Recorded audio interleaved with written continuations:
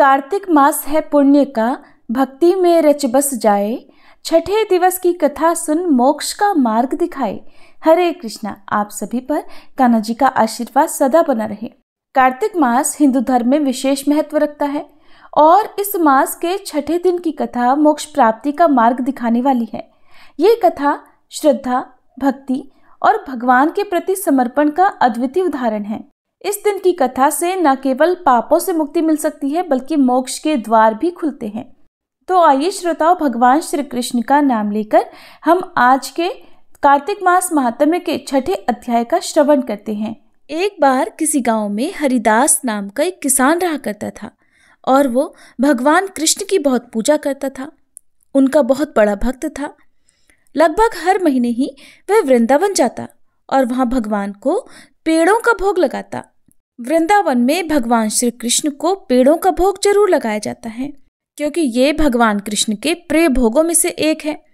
वह किसान भगवान को भोग लगाने के बाद बचे हुए पेड़े प्रसाद रूप में घर लाता और आसपास के लोगों में बांट दिया करता था।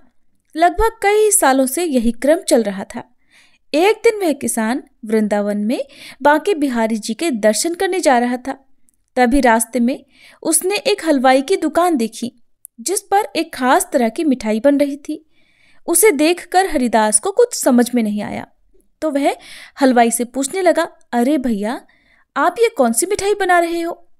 हलवाई बोला, भैया, इसे खुरचन कहते हैं, खुरचन, और ये यहाँ की सबसे मशहूर मिठाई है और नंदलाला को बहुत पसंद है, जरा खाकर तो देखो। तो हरिदास बोला, नहीं, मैं पहले अपनी कान्हा को भोग लगाऊंगा, उसके बाद ही खाऊंगा।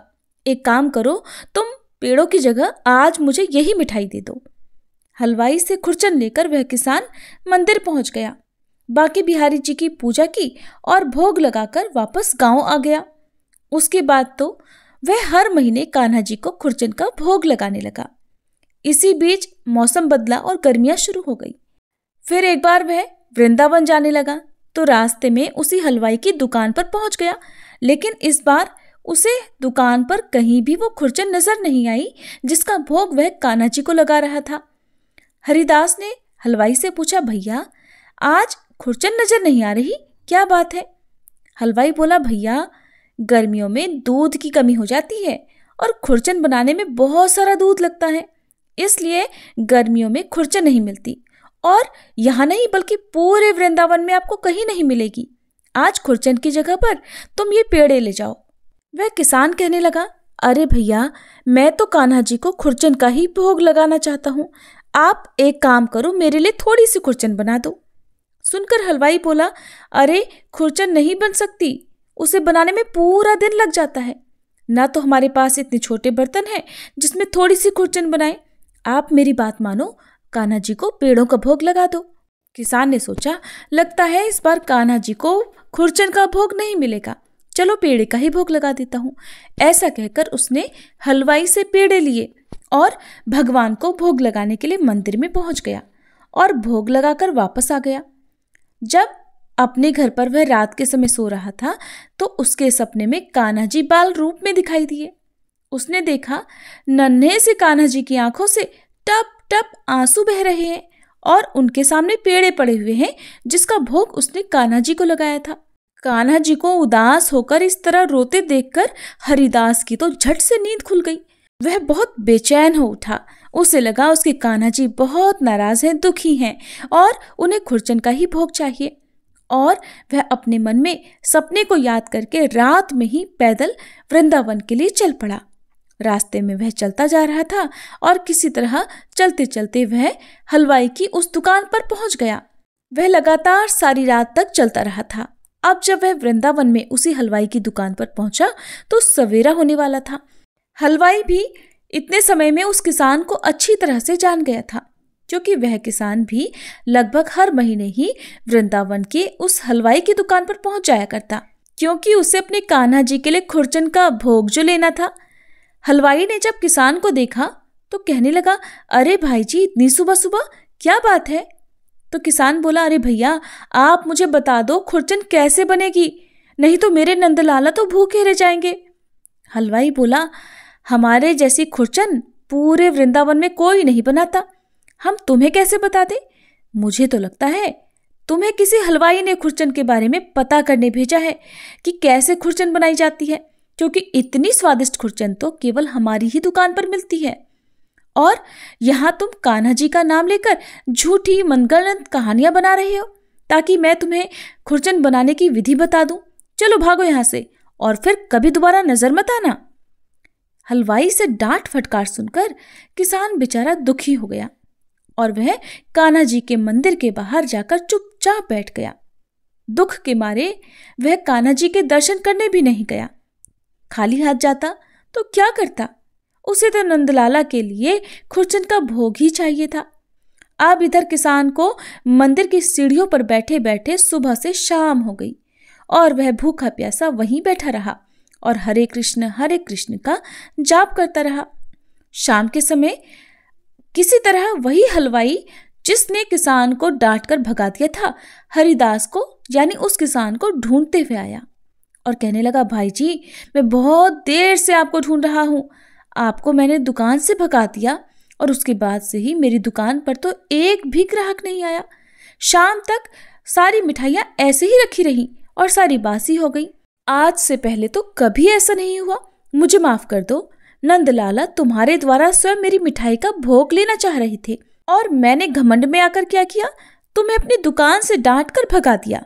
अब चलो मेरे साथ चलो, मैं तुम्हें खुरचन बना कर दूंगा।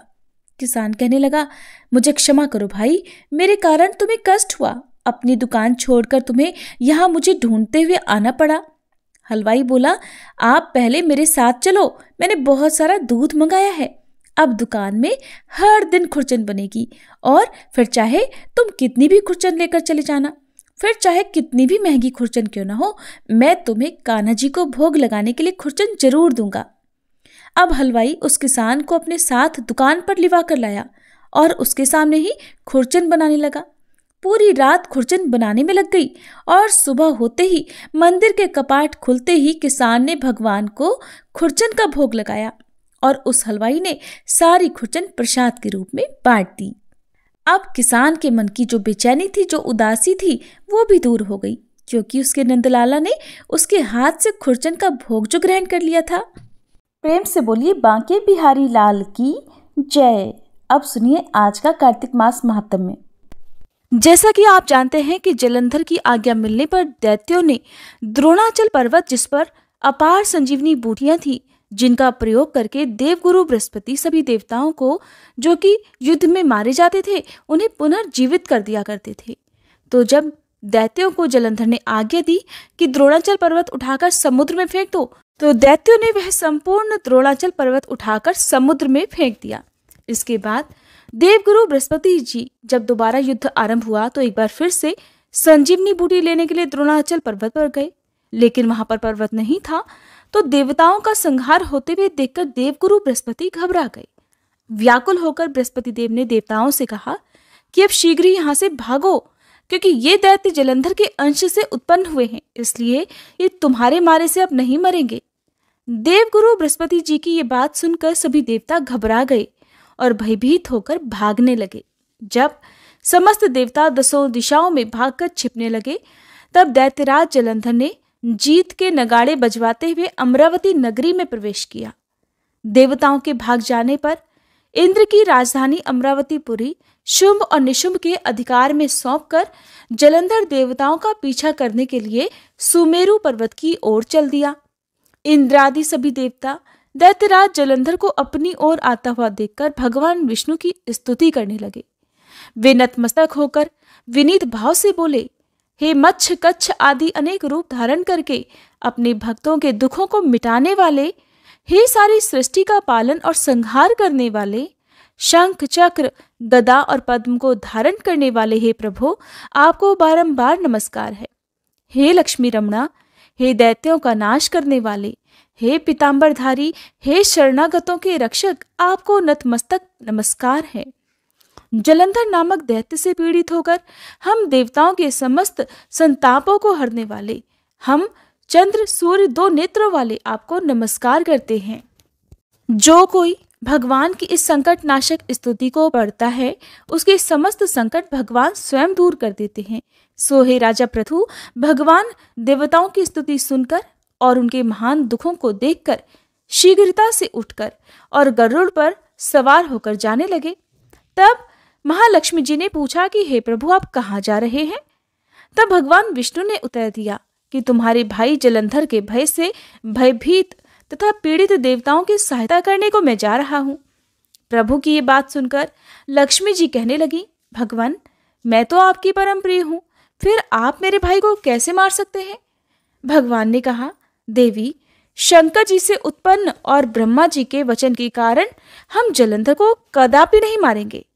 लक्ष्मी जी को इस प्रकार समझाकर शंख चक्र और खड्ग लेकर भगवान विष्णु जलंधर से युद्ध करने के लिए युद्ध भूमि में पहुंच गए। उस समय बहुत से दैत्य गरुड़ के पंखों के वेग से ही मारे गए। पवन से पीड़ित दैत्यों को देखकर जलंधर को अत्यधिक क्रोध आ गया और वह स्वयं भगवान विष्णु के सामने युद्ध करने को आ गया। उस समय जलंधर और भगवान विष्णु में घोर युद्ध हुआ। उस समय बाणों से आकाश ढक गया। तब भगवान विष्णु ने जलंधर के रथ का ध्वज, छत्र और बाण काट डाले और रथ के सभी घोड़ों को भी मार डाला। ये देखकर जलंधर ने गरुड़ के मस्तक पर गदा से जोरदार प्रहार किया, जिससे गरुड़ देव मूर्छित हो गए। तब भगवान विष्णु ने अपनी तलवार से जलंधर की उस गदा को ही काट डाला। इसके बाद तो जलंधर और भगवान विष्णु में कई वर्षों तक मल्ल युद्ध होता रहा। जलंधर और भगवान विष्णु के इस घनघोर युद्ध को देखकर सारा ब्रह्मांड भयभीत होकर कंपायमान हो गया था। अंत में भगवान विष्णु ने कहा, हे दैत्यराज, तुम्हारा और हमारा युद्ध ठीक नहीं, क्योंकि तुम लक्ष्मी जी के भाई हो। तब जलंधर कहने लगा, अगर आप प्रसन्न हैं तो मैं आपसे ये वरदान मांगता हूँ कि आप लक्ष्मी जी और गरुड़ सहित मेरे घर में ही निवास करें। ये सुनकर भगवान विष्णु लक्ष्मी जी और गरुड़ सहित उसके यहाँ रहने का वचन देकर चले गए। तब समस्त देवी देवताओं के स्थान पर दैत्यों की नियुक्ति करके जलंधर अपनी राजधानी में निवास करने लगा और देवताओं, गंधर्वों और किन्नरों के पास जितने भी रत्न थे वे सब छीनकर उसने अपने अधिकार में कर लिए। निशुंभ को शासन करने के लिए पाताल में भेज दिया। वहां पहुंचकर निशुंभ ने शेष आदि नागों को अपने वश में कर लिया। इस प्रकार जलंधर देव, यक्ष, किन्नर, गंधर्व और मनुष्य सबको अपनी प्रजा बनाकर पुत्र के समान और धर्म की नीति से उनका पालन करते हुए त्रिलोकी पर शासन करने लगा। ये कथा सुनाकर देवर्षि नारद ने कहा, हे राजा पृथु, एक समय भगवान का दर्शन करने और जलंधर का वैभव देखने के लिए हम भी उसकी राजधानी में गए थे। जलंधर की राजधानी की यात्रा का वर्णन करते हुए देवर्षि नारद ने कहा, नारायण नारायण, हे राजा पृथु, जलंधर ने वहां पहुंचने पर तो हमारा बहुत आदर सत्कार किया। वह भक्ति भाव और श्रद्धा से हमारा पूजन करके विनती करने लगा। कहने लगा, महाराज कहिए, आपका आगमन किस अभिप्राय से हुआ है और मेरे लिए क्या आज्ञा है? तब हमने उससे कहा कि दैत्यराज, मैं कैलाश पर्वत पर गया था। वहां शिवजी और पार्वती जी का वैभव देखकर मैं तो चकित रह गया। अब तीनों लोकों का भ्रमण करते हुए मैंने यहाँ आकर आपकी समृद्धि देखी है। आपकी और शिवजी की समृद्धि और वैभव में किसी प्रकार का कोई अंतर मुझे नजर नहीं आता, परंतु तुम्हारा वैभव स्त्री रहित है। कामदेव के शत्रु शरीर पर भस्म लेपन करने वाले वीतरागी शिवजी के पास स्त्री रत्न के रूप में देवी पार्वती जी हैं। यद्यपि तुम्हारे पास भी अनेक सुंदर स्त्रियां हैं, परंतु उनमें से एक भी ऐसी नहीं जिसकी तुलना पार्वती जी से की जा सके। इसलिए तुम्हारा सुंदर स्त्री से रहित ये अधूरा वैभव देखकर यही निश्चित हुआ कि शिवजी के समान सारे ब्रह्मांड में किसी का वैभव नहीं है। उनके पास पार्वती के रूप में ऐसी अनुपम स्त्री है जिसको देखकर ब्रह्मा जी ने अनेक अप्सराओं की रचना की, परंतु एक भी पार्वती जी के समान नहीं बन सकी। नारद जी ने आगे राजा पृथु से कहा, हे राजन, मैं तो केवल इतनी बात कहकर वहां से चला आया, परंतु पार्वती जी की अपूर्व सुंदरता की बात सुनकर जलंधर कामदेव के ज्वर से पीड़ित हो गया। दरअसल भगवान की इच्छा से ही देवर्षि नारद जलंधर के पास यह सब कुछ कहने के लिए गए थे। देवर्षि की बात सुनकर उसने उसी समय राहु को बुलाकर कहा कि तुम अभी कैलाश पर्वत पर जाकर शिव को हमारी आज्ञा सुनाओ। तुम शिव से कहना कि त्रिलोकी के राजा अति पराक्रमी जलंधर ने आज्ञा दी है कि 3 लोक के नाथ और सभी रत्नों के स्वामी जलंधर के होते हुए तुम शमशानवासी और नरमुंडों की माला धारण करने वाले जटाजूटधारी अवधूत के पास पार्वती जैसी परम सुंदर स्त्री शोभा नहीं देती। तीनों लोकों का स्वामी होने के कारण सभी रत्नों पर मेरा अधिकार है। क्योंकि पार्वती स्त्री रूप में रतन है, अतः वह मेरे पास ही शोभित हो सकती है। दैत्यराज जलंधर की आज्ञा पाकर राहु उसी समय चंद्रमा के समान उज्जवल कैलाश पर्वत पर जा पहुंचा और अपनी भयानक दृष्टि से दैदीप्यमान कैलाश पर्वत को काला कर दिया। तब भगवान शिव के द्वारपाल नंदी द्वारा शिव जी के सन्मुख उपस्थित किए जाने पर राहु ने दैत्यराज जलंधर की उपरोक्त आज्ञा सुना दी। राहु की ये बात सुनते ही भगवान शिव की दोनों भ्रकुटियां कमान के समान गुस्से से तन गई। तब उनकी भौं से एक अति भयंकर पुरुष उत्पन्न हुआ, जो सिंह के समान मुंह वाला था। उसके लाल लाल अग्नि के समान विकराल नेत्र थे और उसके सारे शरीर पर बड़े बड़े बाल खड़े हुए थे। उत्पन्न होते ही वह भयंकर मनुष्य विकराल मुख फैलाकर राहु को खा जाने के लिए आगे बढ़ा। अब तो राहु भयभीत होकर कहने लगा, हे देवों के देव महादेव जी, एक तो मैं ब्राह्मण हूँ, दूसरा दूत के रूप में यहाँ पर उपस्थित हुआ हूँ, इसलिए अब आप कृपा करके मुझे तो मत मारिए। राहु की ये बात सुनते ही भगवान शंकर ने उसे आकाश में फेंक दिया। तब वह भयंकर पुरुष शिव जी के पास आया और अत्यंत विनम्र भाव से भगवान शिव से कहने लगा कि हे महादेव, मैं भूखा हूँ, कृपा मुझे कुछ खाने को दीजिए।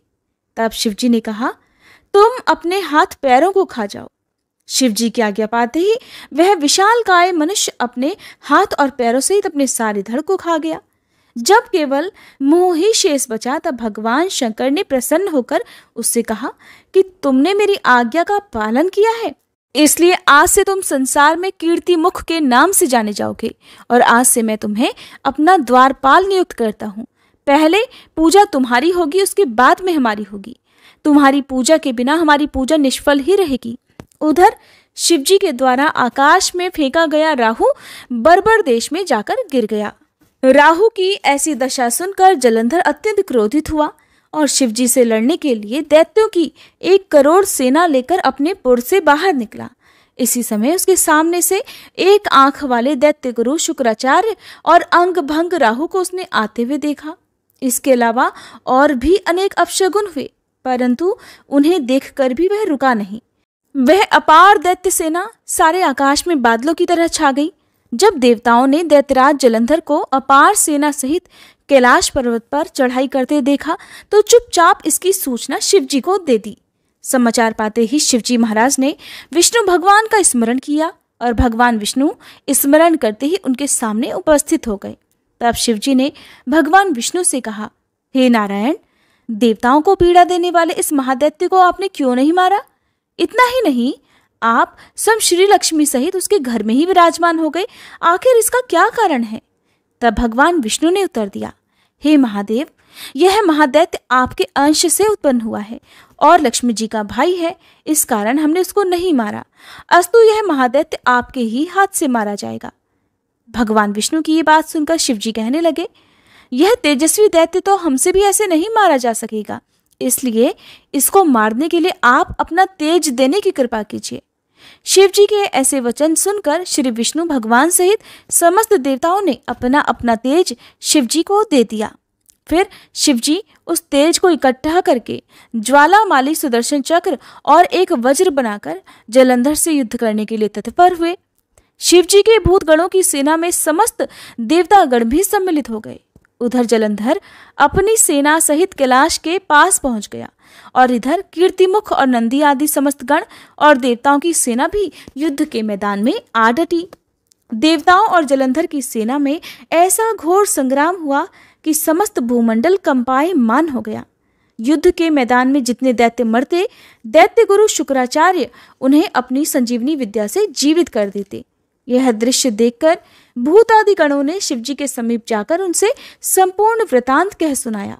तब शिवजी ने कंदरा के समान मुख वाले महाभयंकर लाल जंघा नामक एक कन्या अपने मुख से उत्पन्न की और वह कन्या हुंकार मारकर दैत्यों को अपने मुख में डालते हुए श्री शुक्राचार्य जी को उठाकर आलोप हो गई। तब शिवगण निर्भय होकर दैत्य सेना को बुरी तरह मारने लगे। गणों की इस मार से व्याकुल होकर दैत्य सेना भाग खड़ी हुई। दैत्य सेना को इस प्रकार भागते देखकर जलंधर के सेनापति शुंभ, निशुंभ और काल नेमी ने आगे बढ़कर देव सेना पर प्रत्याक्रमण कर दिया। जब देव सेना दैत्यों की मार से विचलित हो उठी, तब गणेश जी और शुंभ के बीच घनघोर संग्राम हुआ। दैत्यों को पराजित होते देख जलंधर स्वयं युद्ध क्षेत्र में आया। उसे देखकर वीरभद्र ने जलंधर पर अनेक प्रहार कर दिए। कीर्तिमुख का ही एक नाम वीरभद्र भी है। तब जलंधर ने क्रोधित होकर अपना परिघ उस पर दे मारा और उसके रथ की ध्वजा काट दी। फिर उसने देव सेना पर भयंकर बाण वर्षा करके उसमें भगदड़ मचा दी। अपनी सेना की यह दशा देखकर स्वयं भगवान शिव नंदी पर सवार होकर युद्ध के मैदान में आए और उन्होंने तब तीव्र बाणों की वर्षा आरंभ कर दी। शिव जी के प्रहारों से दैत्य सेना इस प्रकार भागने लगी जैसे कार्तिक मास के व्रत से पाप समूह भाग जाते हैं। उसी समय शिवजी ने अपने बाणों से खड्ग रोमा का सिर काटकर पृथ्वी पर गिरा दिया। इसके पश्चात जैसे ही जलंधर आगे बढ़ा, शिवजी ने उसके रथ के घोड़ों और सारथी को मार गिराया। तब जलंधर खड्ग हाथ में लेकर पैदल ही शिवजी की ओर दौड़ा। शिवजी ने उसी क्षण आगे बढ़कर एक मुक्का उसकी छाती में मारा, जिससे जलंधर अचेत हो गया। अब जब जलंधर ने देखा कि शिवजी तो अजय है, तो उसने गंधर्व माया रच डाली। गंधर्व और अप्सराएं युद्ध क्षेत्र में नृत्य और गायन करने लगी। शिवजी भी इस माया में फंसकर नाचने और गाने लगे। शिवजी को इस माया में फंसा हुआ देखकर जलंधर महादेव जी का रूप धारण करके देवी पार्वती के पास गया और उनका सुंदर रूप देखकर कामांध हो गया। पार्वती जी शिवजी को आया देखकर खड़ी हो गई, परंतु तुरंत ही इस राक्षसी माया को पहचानकर वहां से अंतर ध्यान हो गई। तब निराश जलंधर पुनः युद्ध क्षेत्र में आ गया। उधर जलंधर के चले जाने पर पार्वती जी ने जैसे ही भगवान विष्णु का स्मरण किया, वे तत्काल उपस्थित हो गए और उन्होंने जलंधर के शीघ्र मारे जाने का आश्वासन दिया। भगवान विष्णु अब विचार करने लगे कि जलंधर ने तो स्वयं ही अपनी मृत्यु का रास्ता बता दिया है। यह दुष्ट वृंदा के पतिव्रत धर्म के कारण मर ही नहीं रहा, इसलिए देवताओं और अपने भक्तों की रक्षा करने के लिए हमको ही वृंदा को धर्म से डिगाने का यह घोर पाप कर्म करना पड़ेगा, क्योंकि ऐसा किए बिना तो ये दुष्ट नहीं मरेगा। इतनी ही देर में शिवजी भी राक्षसी माया से मुक्त हो गए और जलंधर को आया देखकर उस पर बाण वर्षा करने लगे। इसके बाद जो कुछ भी हुआ उसका वृतांत आप आने वाले अध्याय में सुनिएगा। अब सुनिए श्री तुलसी चालीसा पाठ और तुलसी माता की आरती। जय जय तुलसी भगवती सत्यवती सुखदानी, नमो नमो हरि प्रेसी श्री वृंदा गुणखानी। श्री हरि शीश विरजनी देहु अमर वर अम्ब, जनहित हे वृंदावनी अब न करहु विलंब। धन्य धन्य श्री तुलसी माता, महिमा अगम सदा श्रुति गाता। हरि के प्राण हो से तुम प्यारी, हरहि हेतु कीन्हो तप भारी। जब प्रसन्न है दर्शन दीन हो, तब कर जोरी विनय उस कीन्हो। हे भगवंत कंत मम होहु, दीन जानि जानि छाड़हु छोहु। सुनी लक्ष्मी तुलसी की बानी, दीन हो श्राप कध पर आनी। उस अयोग्य वर मांगन हारी, हो बिटप तुम जड़ तनुधारी। सुनि तुलसी ही श्रव्यो तेहि ठामा, करहु वास तुहु नीचन धामा। दियो वचन हरि तब तत्काला, सुनहु सुमुखी जानी होहु बिहाला। समय पाई ब्योहरो पाति तोरा, पूजहि आस वचन सत मोरा। तब गोकुल मह गोप सुदामा, तासु भई तुलसी तू बामा।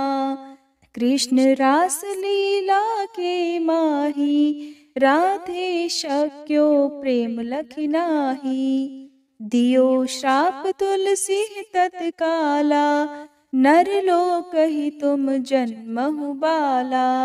यो गोप वह दानव राजा, शंख चूर्ण नामक शिर ताजा। तुलसी भई तासु की नारी, परम सती गुण रूप अगारी। अस द्वै कल्प बीत जब गयहु, कल्प तृतीय जन्म तब भयहु। वृंदा नाम भयो तुलसी को, असुर जलंधर नाम पति को। कर अति द्वंद अतुल बल धामा, कीन्हा शंकर से संग्रामा। जब निज सैन्य सहित शिव हारे, मरहि न तब हर हर ही पुकारे। पतिव्रता वृंदा थी नारी, को न सके पति ही संहारी। तब जलंधर ही भेष बनाई, वृंदा ढिग हरि पहुँचो जाई। शिव हित लहि करि कपट प्रसंगा, कियो सतीत्व धर्म तो ही भंगा। भयो जलंधर कर संहारा, सुनी उर शोक उपारा। तिह क्षण दियो कपट हरि टारी, लखि वृंदा दुख गिरा उचारी। जलंधर जस हत्यो भीता, सोई रावण तस हरहि सीता। अस प्रस्तर सम हृदय तुम्हारा, धर्म खंडी मम पति संहारा। यही कारण लहि श्राप हमारा, होवे तनु पाषाण तुम्हारा। सुनि हरि तुरत ही वचन उचारे, दियो श्राप बिना विचारे। लख्यो ना निज करतूत पति को, छलन चाहियो जब पार्वती को। जड़ मति तुह अस हो जड़ रूपा, जग में तुलसी बिटप अनूपा। धग्व रूप हम शाली ग्रामा, नदी गंडकी बीच ललामा। जो तुलसी दल हम ही चढ़ई है, सब सुख भोग परम पद पई है। बिनु तुलसी हरि जलत शरीरा, अतिशय उठत शीश उर पीरा। जो तुलसी दल हरि शिर धारत, सो सहस्त्र घट अमृत डारत। तुलसी हरि मन रंजनिहारी, रोग दोष दुख भंजनिहारी। प्रेम सहित हरि भजन निरंतर, तुलसी राधा में नाही अंतर। व्यंजन हो 56 प्रकारा, बिन तुलसी दल ना हरहि प्यारा। सकल तीर्थ तुलसी तरु छाही, लहत मुक्ति जन संशय नाही। कवि सुंदर एक हरि गुण गावत, तुलसी निकट सहस गुण पावत। बसत निकट दुर्वासा धामा, जो प्रयास ते पूर्व ललामा। पाठ करहि जो नित नर नारी, हो ही सुख भाषहि त्रिपुरारी। तुलसी चालीसा पढ़ी तुलसी तरु गृहधारी, दीप दान करी पुत्र फल पावहि बंध्यहु नारी। सकल दुख दरिद्र हरिहार वह परम प्रसन्न, आशय धन जन लड़ही कर बसहि पूर्णा अत्र। लाही अभिमत फल जगत, महिलाहि पूर्ण सब काम।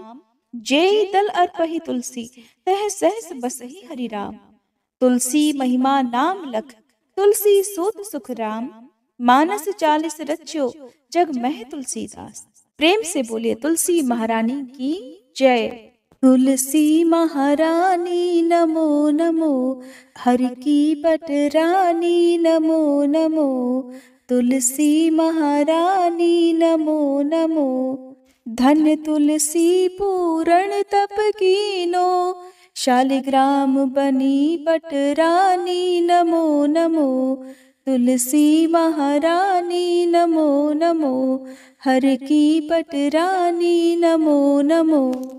जाके पत्र मंजरी कोमल, श्रीपति कमल चरण लपटानी, नमो नमो तुलसी महारानी, नमो नमो हरि की पटरानी, नमो नमो। कौन महीने बोई रानी तुलसा, कौन महीने हुई हरियाली, नमो नमो तुलसी महारानी, नमो नमो हर की पटरानी, नमो नमो।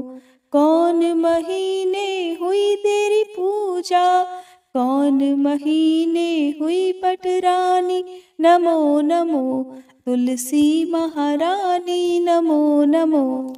आषाढ़ मास में बोई रानी तुलसा, सावन महीने हुई हरियाली, नमो नमो तुलसी महारानी, नमो नमो हरि की पटरानी, नमो नमो।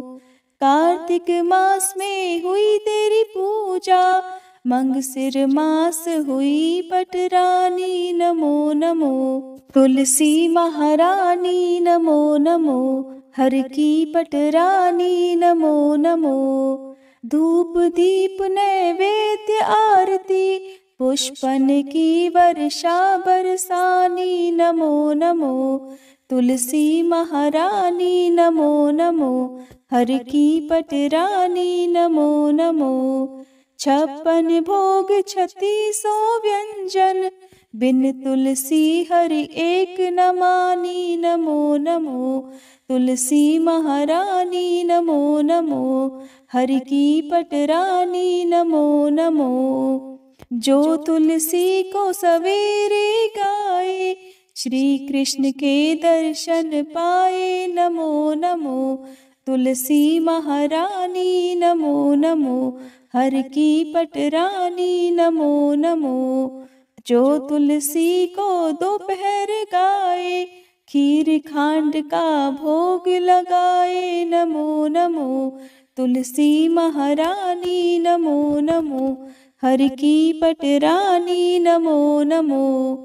जो तुलसी को सांझ को गाए, श्री कृष्ण की आरती उतारे, नमो नमो तुलसी महारानी, नमो नमो हर की पटरानी, नमो नमो। जो तुलसी को रात को गाए, श्री कृष्ण के चरण दबाए, नमो नमो तुलसी महारानी, नमो नमो हर की पटरानी, नमो नमो। सब सखी मैया तेरो यश गावे, भक्ति दान दी जय महारानी, नमो नमो तुलसी महारानी, नमो नमो हर की पटरानी, नमो नमो तुलसी महारानी, नमो नमो